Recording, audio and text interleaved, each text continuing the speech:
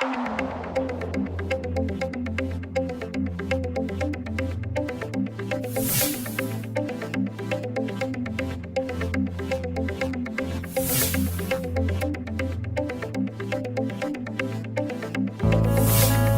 name is Stephen Ritz, and I am a Bronx-born educator and resident.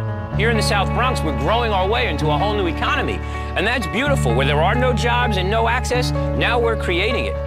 Most of my kids come to me from foster care, homelessness, many have special needs. But when we started really making money at our farmers market, the first thing our kids did is decided we were going to sponsor orphanages. So as much as my kids received, they were able to give. I'm proud of them. My first group of kids came back today on their time to tutor the next generation of kids. So when you give kids experiences, you move them into spheres of success that they've never had. And most importantly, when they come here and get the skills that they need, they become employees elsewhere. We're planting seeds, seeds of hope, seeds of opportunity, and seeds of a new economy. Here in the South Bronx, we are harvesting hope and cultivating minds. So, is the glass half empty or is it half full?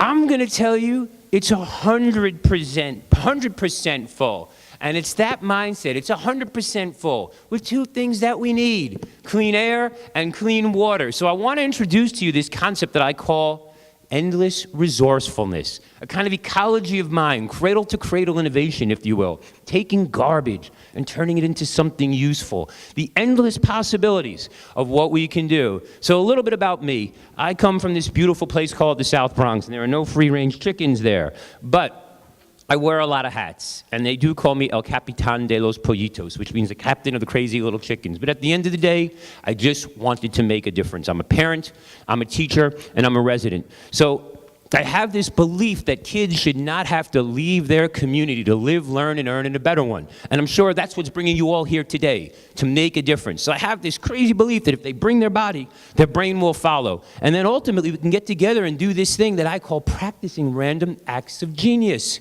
A couple of years ago, I got very inspired by Jerome Ringo.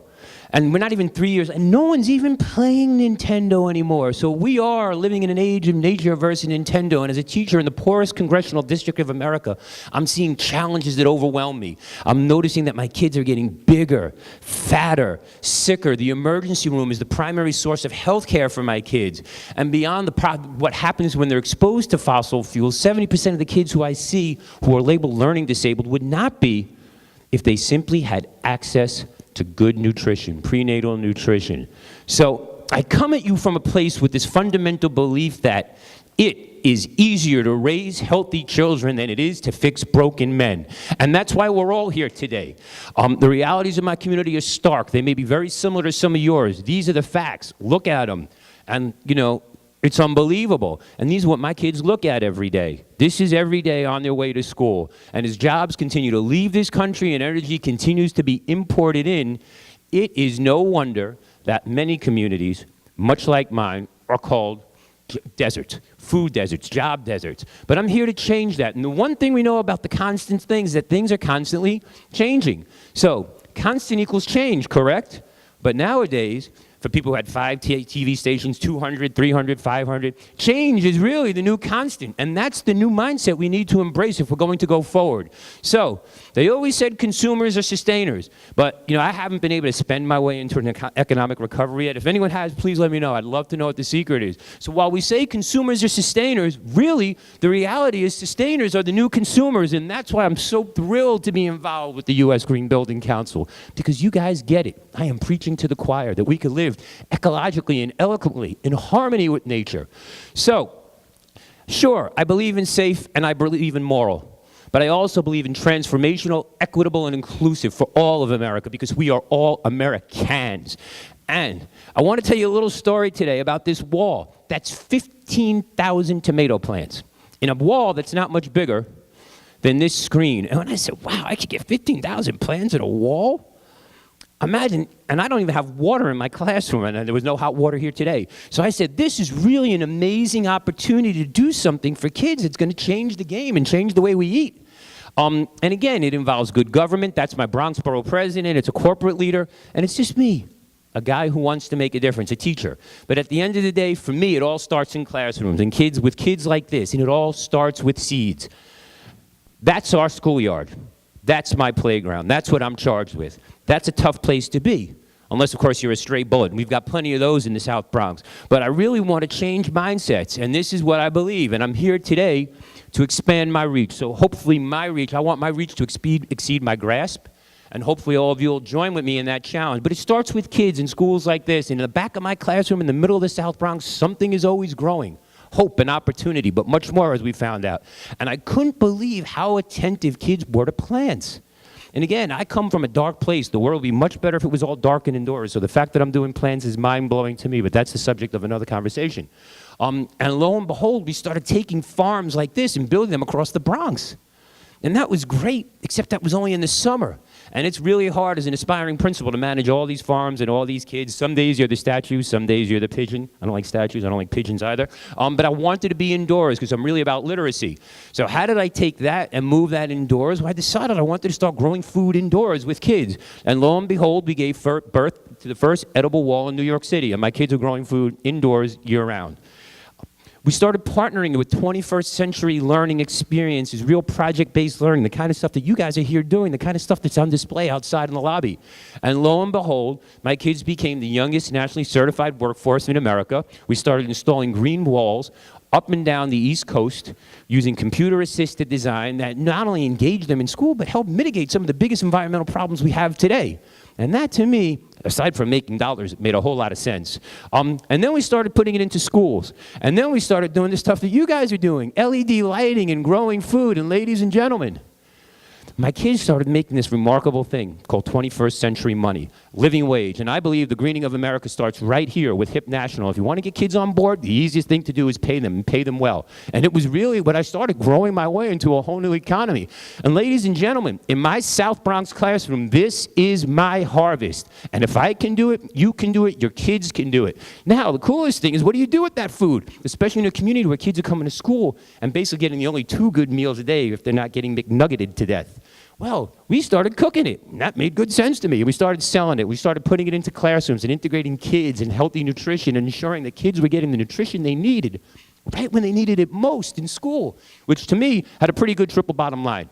And there I am with the youngest nationally certified workforce in America with my Bronx Borough president, and I started getting out and telling people. And this is the great story, because we went from the South Bronx to Southampton, and there are my kids from the poorest congressional district in America building homes and putting in green roofs in Southampton. Pretty cool for kids who never ever got there or could even imagine what it is. But again, when the kids from the poorest congressional district in America can start doing landscape like this, coming from a community that looks like mine, that to me is what I call a true si se puede moment. I like this kind of stuff, and we did so well, we got invited back. We moved in, and this was us the second time, building a house in the summer, and these are my kids installing this technology on green roofs in the Hamptons. And it's really rather remarkable, considering this stuff starts in my classroom for pennies on a dollar. And I'll tell you what, the markup is pretty sweet. In all kinds of ways, from 40% attendance to 93% attendance and 100% graduation rate, which is the sweetest for me, but that's another story. So you may ask yourself, what is the benefit of this technology? But you guys know, that's why you're here. But aside from changing landscapes and mindsets, it really, someone came to me and said, Steve, we could grow our way into a whole new economy. And this guy, Jim, said, I want your kids, your future farmers, because they really have the perseverance to do things that we can't outsource, like good jobs. Everyone knows a stockbroker who's out of work. I mean, if I need a CEO, there's probably 8 of them I could hire tomorrow. But try getting a good plumber. All right? Try getting hot water when you need it, a good carpenter. And these are the jobs that will never be outsourced. So to me, having these kind of kids learn this kind of stuff in my own neighborhood ripe with abandoned buildings made perfect sense. You don't want to know what was going on in that building before we started renovating it. And we started learning to do the things that are really 21st century learning skills that are transforming our community. And lo and behold, these are kids. This is the first kid in his family to ever have a bank account. This young man 4 years ago was foraging for food in Africa. What a story. He's now building gardens and teaching kids about sustainable farming all across New York City. It's a real remarkable story. But this is what we do. We take abandoned buildings, we turn them into communities that look like this. And in my community, which has a 70% asthma rate in my school, imagine what an interior wall does like that for breathability. It's absolutely stellar. So CNN got involved, and when they wanted to come, I said, come on down. but I wanted them to come to my class because this is a story worth replicating. And that's the bottom line. In fact, it's unbelievable. I know, bad pun. But I still, to this day, can't believe it. We started installing these walls, and believe it or not, in Rockefeller Center, in the heart of New York City. And again, when my kids, from the poorest congressional district in America, most of whom are either in foster care, homeless, or have special needs, can design and install a wall that looks like this in the MDC Experience Store on 48th Street in Manhattan, and it's generating revenue as an eco-destination, that is a true si se puede moment for all of us. It's scholastic, in fact. I spoke there too, and that's me with 72 tomato plants, wheeling at him, telling him I'm going to feed him in three months. That's my borough president supporting my kids. That's the state senator in my class at my farmer's market, and these are my kids, because I have this fundamental belief that the Bronx can change attitudes now, just like West Virginia can change attitudes now, because all of us collectively in this room are Americans. There are no cans in my world, only cans. So when the state senator stepped on the stage and said, I got to lose some weight, so did I, and here I am now, lost 100 pounds in under a year. Took my cholesterol from 350-something to about 120. I can't believe it, just by changing the way I eat. I'm going to take my insurance company deep on therapy, but I'll talk to you about that later, because they never sent me a thank you note. And lo and behold, when we started growing food in my class, celebrities started coming. And for me, that's Produce Pete. He's a big celebrity in New York City. This is Lorna Sass. She's an amazing author. And for me, when you expand their palates, you're really expanding their vocabulary. And for the end of the day, that's what it's all about for me. Now, the sad reality is a lot of my kids are being raised by grandparents for a lot of reasons. So I started realizing that when we started feeding grandparents, we were really transcending schools, and we started bringing them in and feeding them. And then we got people to sign off on homework packets, and attendance went up, and school compliance went up. Because the sad reality is many of my kids are being raised by grandparents. So I wasn't just growing food. We're really growing justice. And at the end of the day, I'm about a triple bottom line. And I think it's remarkable that the Greenworks Conference of the World was held in the South Bronx, in a place that's really not so green, but is rapidly changing mindsets. My kids were able to sponsor and get a woman to donate 100 gardens across New York City. That's the kind of triple bottom line into high-needs communities where kids don't even know that food grows. They think it just comes from aisle 9 in a supermarket if they're lucky to get it, and most of my kids are on public assistance, so it's crazy. And again, when my kids can get out and do something like this in communities that look like that, this traditionally is a 911 moment. Today, it's a 611 or a 411 or a 311 moment. And that, to me, is the kind of transformational equity I love to see in public schools. I got involved with this concept of designing a strong and healthy New York. And what do you know, 6 months later, my classroom in the South Bronx was the greenest classroom in all of New York City. Rather remarkable. But then something really happened, because my kids started giving back. So we started taking the money that we started making in our farmers market and supporting orphanages around the world. Haiti, when Japan happened, we're sending green worlds. And I realized that there was really something green for everybody. And you'll find out a little bit more about that tomorrow, but lo and behold, we gave birth to this thing called the Green Bronx Machine. Kids even designed the t-shirts. You'll learn more about that tomorrow, and it's the kind of entrepreneurial skills that are really moving my kids into the 21st century. But what do we really do? Well, that's cardboard, you know that, but that chair used to sit me at 275 pounds. I'm 175. It involves designing our community and understanding the relationships we have, because this is what it used to look like walking to school every day. My kids wanted to really green the world. All they wanted was a tree. Imagine, we go to places, people want 2 basketball courts instead of none. Windows that open. So this was the walk to school. My kids revisioned it. We wrote the grant. And I get misty-eyed showing you that here we are last summer walking up the street. That's the block. That's the power of change in the South Bronx, but that's the power of collective change. It's really rather remarkable. Now, I'm seeing a lot of empty buildings out here. We all know the energy costs of buildings are the biggest users. So imagine, and I was talking to the gentleman with the concrete, with the movable concrete outside. Look what happens now. That's a game changer. It's a game changer for landlords. It's a game changer for my kids. It's a game changer for the community and the environment. And to me, that's why I get up and go to work every day. So how does it start? Well, it starts with little kids for me. No more Knicks or Nets, or what do you have down here? The Hornets or some of the Ravens? I don't know. I'm not a sports guy. But I have little broccolis and little mushrooms, and these are my future farmers of America, working to get involved in ways they've never imagined. And when you start them young and tenacious like this, they really, really, really get involved. They're proud of themselves. And this is a neighborhood that was once burning. And we're now building teepees. We're celebrating, and that's remarkable. And without getting too political, in the middle of the South Bronx, without a food stamp or a fingerprint, we're feeding hundreds of people for pennies while kids are going to school. We're taking ownership. We're moving to becoming a part of a world that we never imagined. So somewhere over the rainbow, it's not Dorothy. It's the South Bronx of America. I'm home, and I'm so happy to be there, but I want my home to be your home. I want to really share this. So how does it start? Well, when Jose can talk to me about details like that, that's real literacy skills. When Omar knows that carrots grow in the ground instead of through a plastic bag, through a bulletproof window, I'm thrilled. My work is done. And most importantly, when you get kids involved with eating good food and you get the big formerly fat white guy out of the way and have big Jose talking to little Jose, we're creating intergenerational accountability that really works and it really has a triple bottom line. So these are my kids. This is my classroom. This is what we're doing. We're doing green arts and crafts. The project designers, I can't wait to talk to you in the back. Ho, ho, ho, Merry Christmas. But this is my South Bronx classroom. And these are my kids. And this is, I always love to say that, we're growing pumpkin patches on top of the 4 train, which is kind of cool, because my kids have never picked apples. They've never picked pumpkins. So we're creating our own spaces and doing our own things. If you're wealthy and affluent, we're delighted to come install a koi pond for you. We're licensed, bonded, and certified. So those are going to be my new guys working with me this year.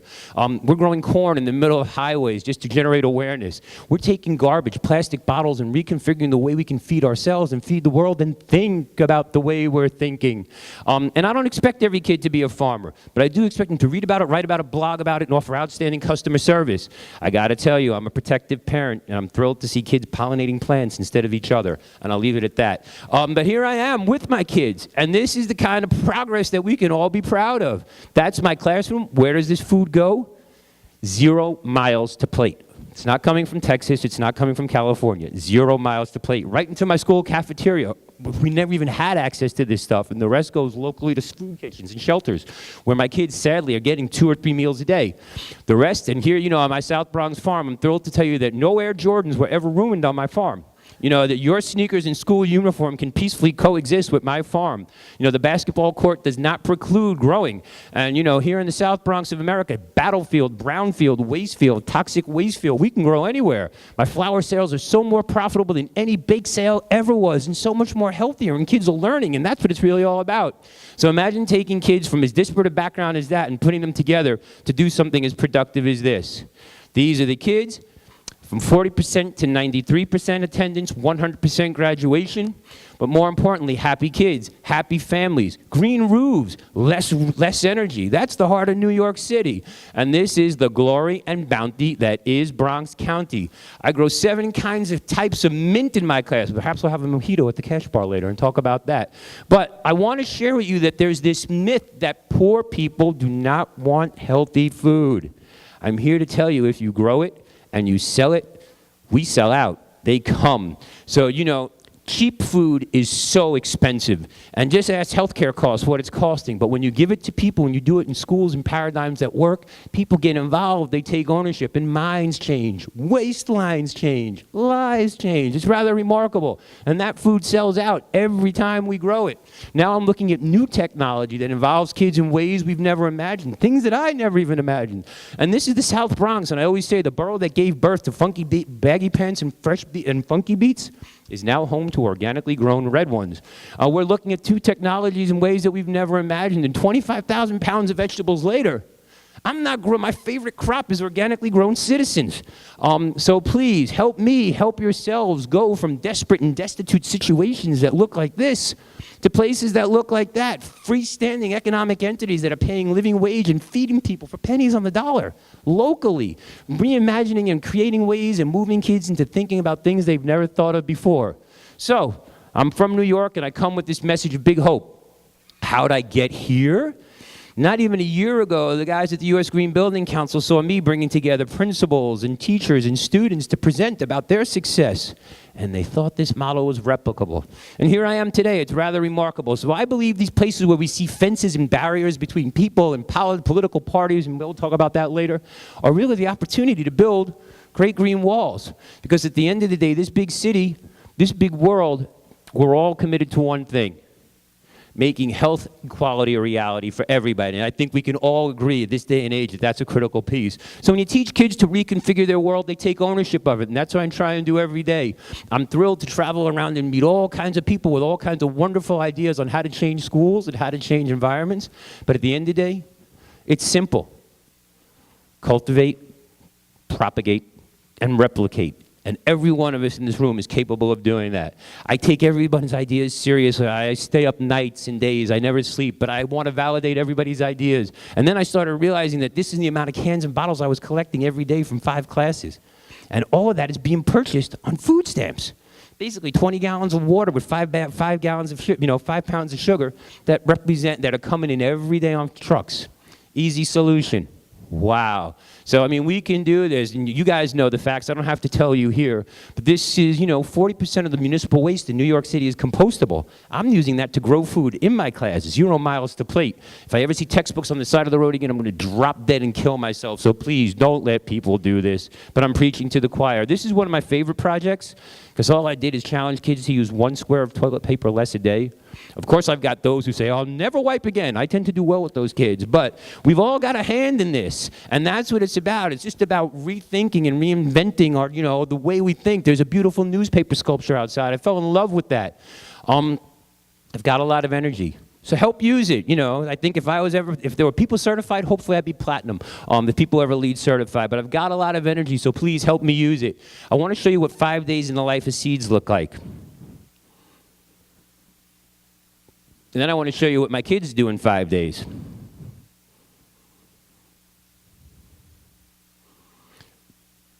And this is 5 days. That's 5 days of growth. 5 times 5 is 25. That's 25 days later in a greenhouse. That's thousands of dollars of locally grown fresh food. That is meals for people who otherwise would never even have access to food like that. And to me, this is the inspiration. This is what we should all aspire towards. And no wonder we are, in fact, Bronx proud.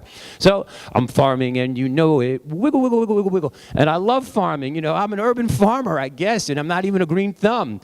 But we've got lots of buildings like this. I focus on this one because it has a naturally occurring green roof. Nature did it without any input. But to me, this is the greatest opportunity for, great entry work. I see West Virginia women work outside. Take a look at this, 335 square feet.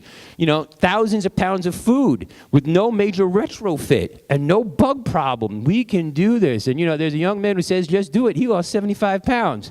So I'm here today to share my passion, share your passion, and share our passion, because we are all here on the same team.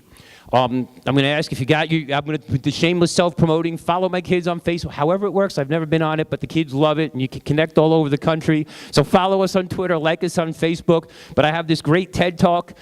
So if you're a TED fan, please like it, send it out to everybody. We're trying to really replicate this model and generate attention. But please, starting tomorrow, get the biggest bully out of schools.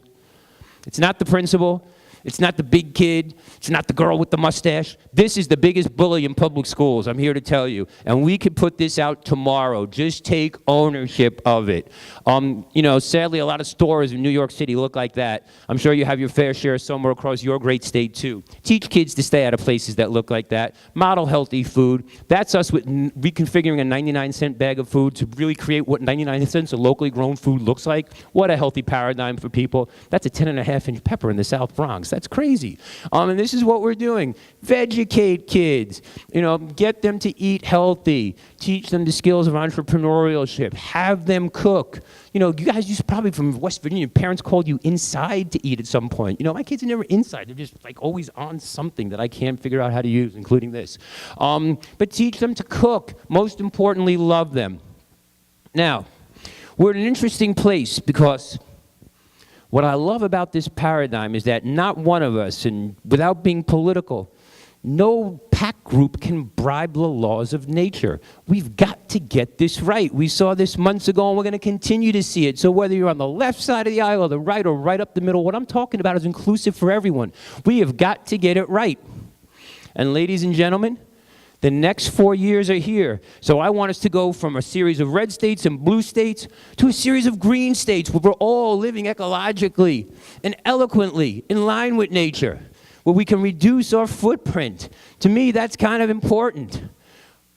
it's real important. And, you know, it's going to be Black History Month, so of course I want to talk about that. But I have a list of demands, so I want to share them with you, because I think we're all aligned in this.